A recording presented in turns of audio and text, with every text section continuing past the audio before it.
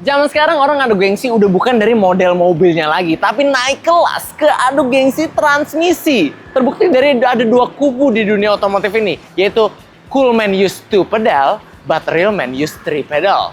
Nah, tapi si kubu 2 pedal ini terbagi lagi menjadi dua, yaitu yang transmisi AT konvensional dan CVT. Seakan-akan perdebatan ini nggak ada ujungnya. Untuk itu video ini kita akan bahas apa sih yang ditakutin orang ketika menggunakan mobil bertransmisi CVT.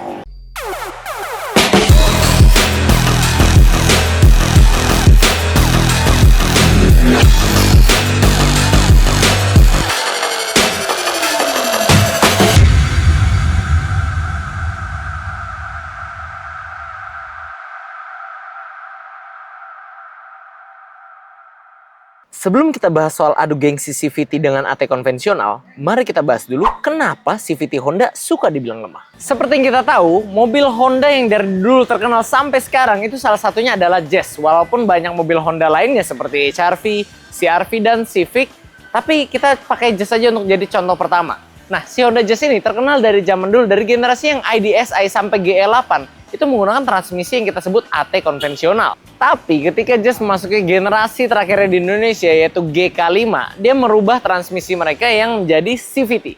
Nah, CVT ini sebenarnya bukan teknologi baru pertama kali pakai di Honda Jazz. Sebelumnya ada juga. Cuman memang dia sama-sama matic tapi memiliki karakter yang berbeda. Untuk mengetahui jenis atau pembahasan topik ini, kita harus mengenal lebih dulu apa perbedaan atau definisi dari masing-masing AT konvensional dan si matic CVT. Mobil-mobil Honda sejatinya itu memang mobil yang fun to drive. Kalau mau mobil yang fun to drive tapi budgetnya nggak mau yang se-Mazda, ya kalian bisa pilih Honda. Karena mobil-mobil ini dilengkapi dengan teknologi yang nggak kalah dari rival-rivalnya sebenarnya. Dan karena Honda mengejar kenyamanan, efisiensi, dan pengalaman berkendara, pada akhirnya Honda sekarang memutuskan untuk menggunakan transmisi CVT mungkin di semua mobilnya di Indonesia. Dan kalau dulu kita fokusnya ke siapa mobil yang bisa mengeluarkan tenaga atau akselerasi paling kencang, kalau sekarang fokus masyarakat udah mobil mana yang bisa membawakan rasa berkendara yang paling nyaman serta efisien bahan bakar. Tapi justru banyak pabrikan mobil termasuk Honda yang mengutamakan efisiensi dan mengimbangi tenaganya meskipun tidak powerful dengan memilih CVT, tapi nyatanya masih banyak yang meragukan soal kebandelannya. Karakter atau keunggulan daripada si transmisi CVT itu sendiri adalah terkenal karena kehalusannya ketika perpindahan gigi yang hentakannya itu nggak terasa.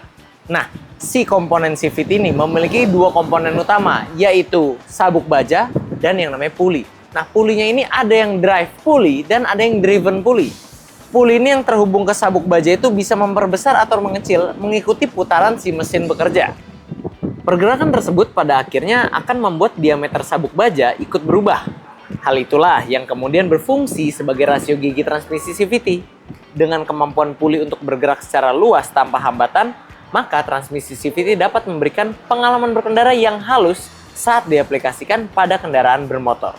Nah, meskipun mobil AT konvensional ini masih banyak penggemarnya, tapi nggak bisa dipungkiri, AT konvensional tidak mampu menawarkan perpindahan transmisi yang sehalus CVT. Jadi kalau karena dia memiliki sejumlah gigi yang berganti secara otomatis mengikuti putaran mesin, rasa hentakannya itu terasa lebih kasar dibandingkan teknologi CVT. Karena kalau komponen utama di transmisi AT konvensional itu adalah torque converter dan planetary gear. Jadi dia mengganti gigi itu ada atas dasar dorongan oli dari katup ruang mesin yang digerakkan ke input shaft. Mending punya mobil transmisi CVT atau AT konvensional buat perawatan? Buat perawatan sih mending AT konvensional ya. Karena kan lebih nggak ringkih lah. Oke. Mending punya mobil yang transmisinya AT konvensional atau CVT? CVT. Kenapa CVT? Nggak seseram yang netizen bilang. Oh, oke. Mending punya mobil CVT atau AT konvensional dari segi perawatan? Kalau dari segi perawatan mendingan AT. AT. Lebih mending pakai mobil transmisi AT konvensional atau CVT dari segi perawatan? CVT. Oh, kenapa CVT? Kerusak-rusak tuh aku pakai CVT. Oke. Jadi kalau ditanya, mending CVT atau AT konvensional, Bang?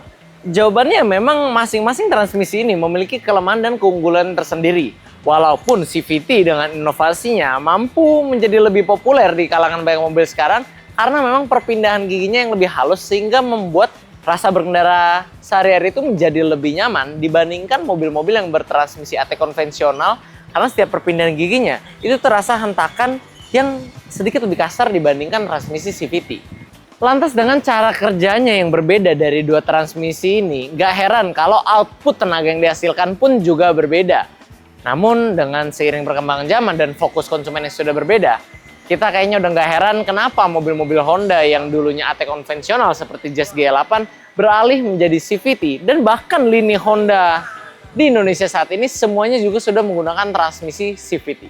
Mungkin orang-orang yang takut atau nggak berani pakai mobil CVT adalah orang-orang yang mungkin belum pernah coba mobil Honda CVT, atau mungkin nggak tahu cara ngerawatnya, atau memang belum bisa move on dari AT konvensional.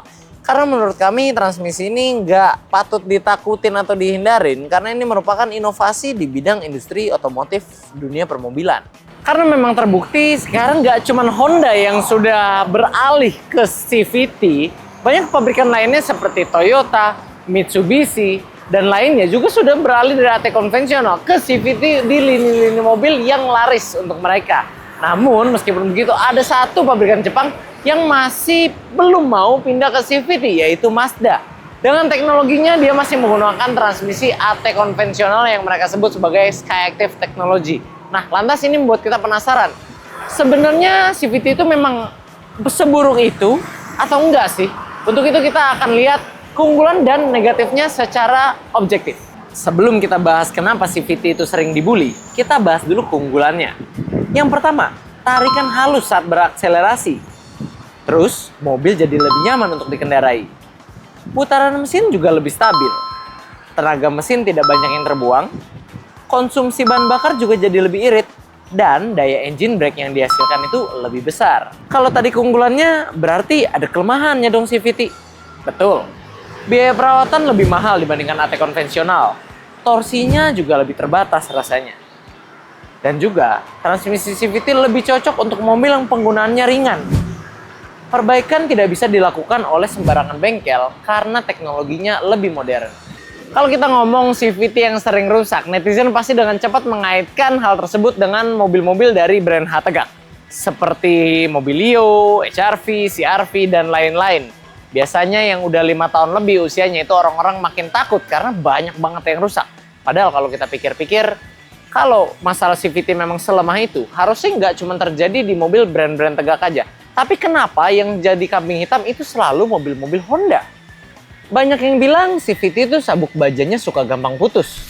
Pasti karena material yang digunakan sama pabrikan itu kurang optimal. Tentunya pabrikan juga sudah memperhitungkan ya untuk penggunaan material sehingga aman dan nyaman saat digunakan. Dari sini kita bisa mulai koreksi diri, apa karena gaya berkendara kita atau jangan-jangan perawatannya itu jarang kita perhatiin. Salah satu komponen utama dalam menjalankan mesin itu ada namanya oli. Nah, kalau oli ini suka telat diganti atau mungkin diganti dengan yang tidak sesuai spesifikasi atau lebih parahnya lagi oli palsu, itu tentunya bisa mempengaruhi kinerja semua mesin mobil. Apalagi CVT yang menggunakan sabuk baja yang sudah seperti kita bahas. Kalau pelumasannya tidak baik atau telat diganti, tentunya bisa menimbulkan gesekan-gesekan yang bisa merusak atau memperpendek si transmisi itu sendiri. Nah, jadi bisa jadi untuk orang-orang yang transmisi CVT ini jebol karena perawatan yang kurang tepat atau cara penggunaannya yang tidak sesuai dengan karakter transmisi mobil mereka. Tapi ini hanya asumsi kami aja, karena bisa dikoreksi juga sama Dokter Mobil Indonesia karena kami sempat kolaborasi juga dengan mereka dan bincang-bincang juga soal masalah transmisi mobil CVT di Indonesia. Jadi kalau kita boleh simpulkan, menurut kami transmisi CVT bukanlah transmisi yang harus ditakutin apalagi dihindarin. Tapi memang transmisi ini bisa dikatakan butuh perawatan yang lebih jika dibandingkan transmisi AT konvensional yang sudah lebih dahulu beredar banyak di pasaran. Nah, jadi sekarang kita tahu ya, gengsinya orang-orang sekarang bukan cuma ngadu model mobil, tapi juga ngadu jenis transmisi dari mobil mereka. Mungkin pengguna CVT akan membanggakan perpindahan yang halus, efisiensi yang lebih baik, lalu disambut dengan selisih paham penggemar AT konvensional di mana mereka bilang torsi tarikannya lebih instan dan iritnya juga nggak beda jauh kok sama AT konvensional. Mereka berdebat di internet tuh, tiba-tiba masuk lagi kaum tiga pedal yang membanggakan pedal kopling mereka yang bilang kalau pengguna mobil Matic tuh males-males kakinya pada gabut semua. Real man, laki sejati, dan perawatan paling murah itu dipegang sama mobil-mobil berkopling. Jadi kalau kita ngikutin perdebatan netizen soal antar transmisi ini, memang kita pusing sendiri. Tapi kalau disuruh memilih mana yang paling banyak penggemar transmisinya, kami sudah mengumpulkan survei juga di Instagram kami dan kami menemukan bahwa paling banyak penggemar masih dipegang oleh AT konvensional. Si manual dan si CVT pendatang baru itu masih kalah jumlah penggemarnya kalau menurut hasil survei kami. Jadi bisa dibilang apakah transmisi ini merupakan deal maker ketika orang-orang membeli sebuah kendaraan? Menurut kami, ya. Walaupun pada dasarnya sebenarnya kalian harus memilih transmisi itu berdasarkan kebutuhan kalian. Jangan dengar kata orang, jangan gengsi-gengsian, jangan adu-aduan. Yang penting ikutin kebutuhan kalian. Karena masing-masing dari jenis transmisi ini punya kekurangan dan kelebihannya tersendiri yang bisa menyesuaikan apa yang kalian perlukan. Karena jujur saja, kalau CVT ini si pendatang baru sekarang masih dibully abis-abisan sama netizen, dan sekarang dipimpin oleh penggemar AT konvensional, dulunya juga AT konvensional nggak dipilih kok ketika manual masih menjadi raja di kelasnya. Jadi tidak menutup kemungkinan CVT akan menjadi pilihan orang-orang di masa depan dan digantikan lagi oleh transmisi terbaru yang nanti akan jadi bahan bulian netizen di masa yang akan datang.